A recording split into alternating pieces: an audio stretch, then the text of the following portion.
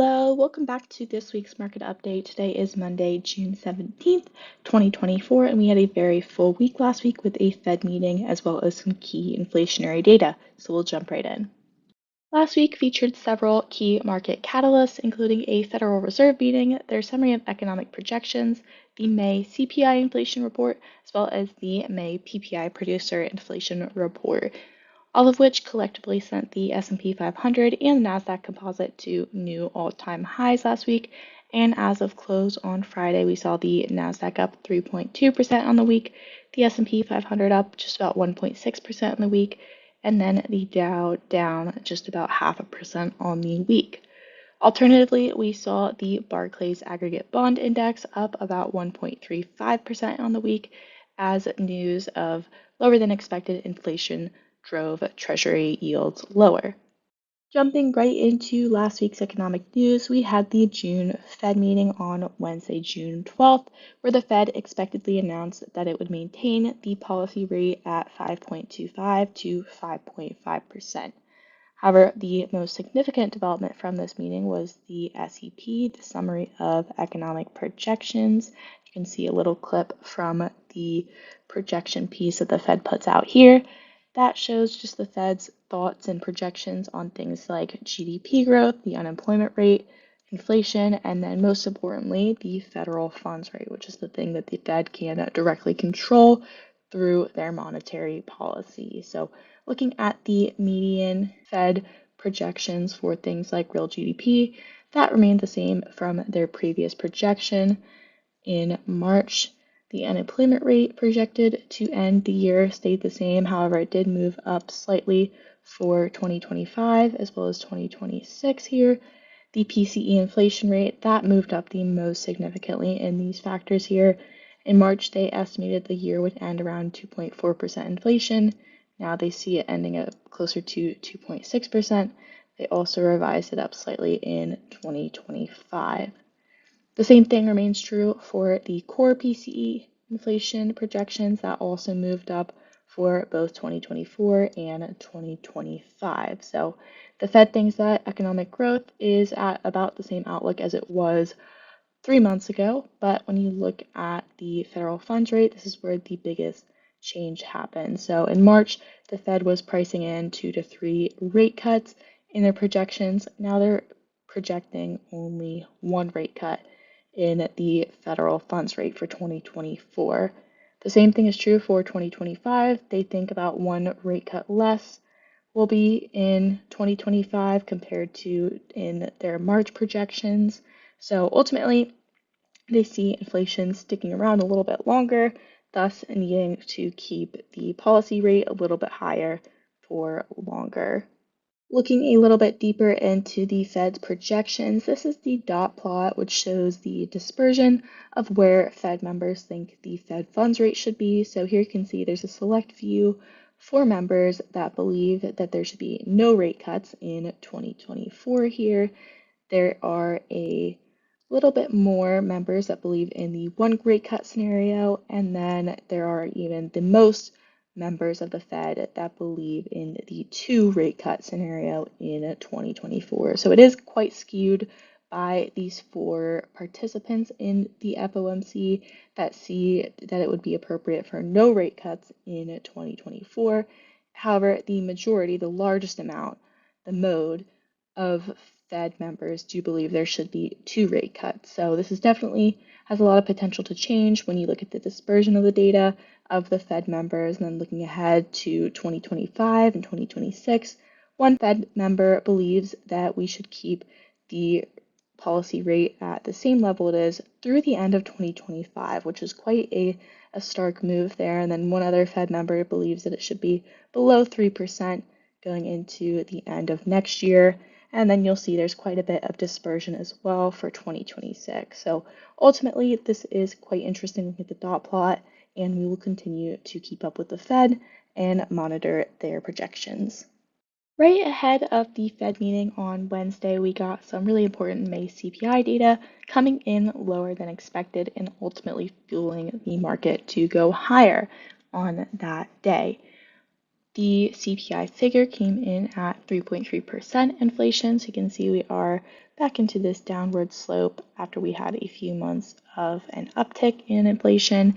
Then core CPI came in at 3.4%, which was the lowest core CPI since April of 2021, all the way back here. So definitely seeing some progress in inflation, especially in this month's report. And then on a month-over-month basis, inflation was flat in the headline CPI number and up just 0.2% month-over-month in core CPI. So we'll take a look at what was driving these numbers in the next slide. Looking at the breakdown of this month's inflation report, you can see food was up 2.1%, ultimately driven by food away from home, which is restaurants. That was up 4% from a year ago, where groceries were up just 1% from a year ago. So good news in the grocery store. We actually haven't seen food at home grocery prices up in the last 4 months. So we've had flat or negative inflation at the grocery store pretty much so far in 2024, with the exception of January there. Great news for everyday purchases. Then energy up 3.7%, and that's mainly led by an increase in electricity costs that was up almost 6% from a year ago. Then looking at the all items less food and energy, the core CPI number here. Within that, we saw new vehicles down almost 1% from a year ago, and then used vehicles were down over 9% from a year ago. So that's really good to know if you're in the market for used vehicles. Higher rates definitely will make an impact on your purchasing power. However, prices have gone down quite a bit from a year ago. Then looking at things like shelter, that was up 5.4% from a year ago. However, this is down from, the 5.7% shelter inflation that we've seen in a few other months so far this year. And then one other data point here, transportation services, that was still up 10.5% from a year ago, and that's mainly led by an increase in the cost of car repairs as well as the increasing auto insurance rate. So overall, some really interesting stuff here, but definitely a cooler inflation report supporting the case for more potential rate cuts in 2024. Following the CPI, we also got the PPI, or the Producer Price Index, for the month of May.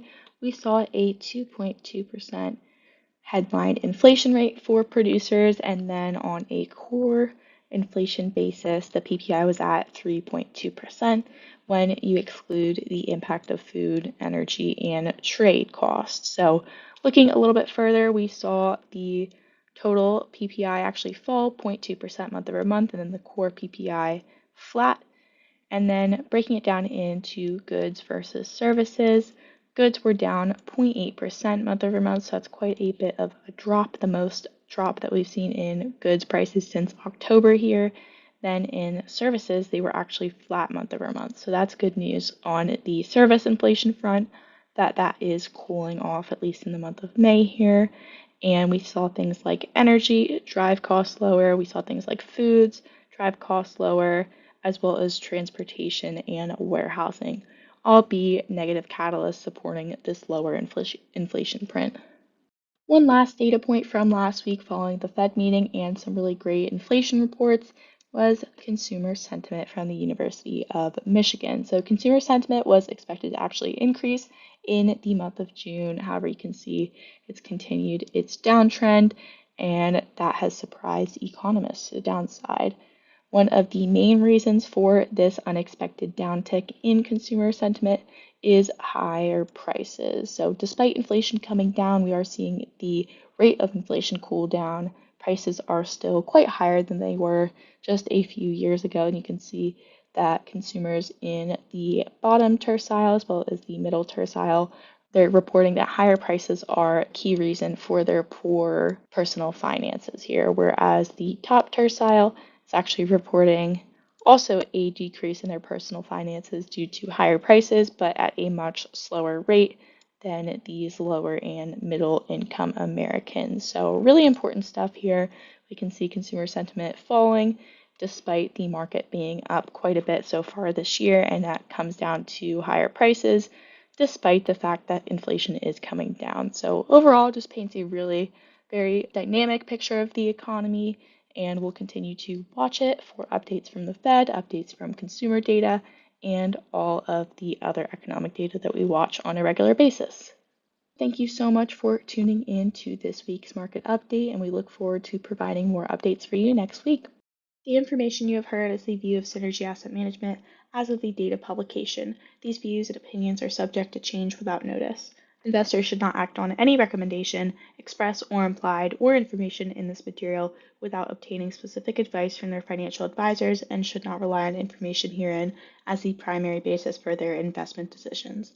Information contained herein is based on data obtained from publicly recognized sources and is believed to be reliable and is not expected to be updated after initial publication. This information has not been independently verified, and Synergy makes no representations or warranties as to its accuracy. The material has been prepared solely for informational, educational, and market commentary purposes and is not a solicitation of advisory services or an offer to buy or sell any security or to participate in any trading strategy.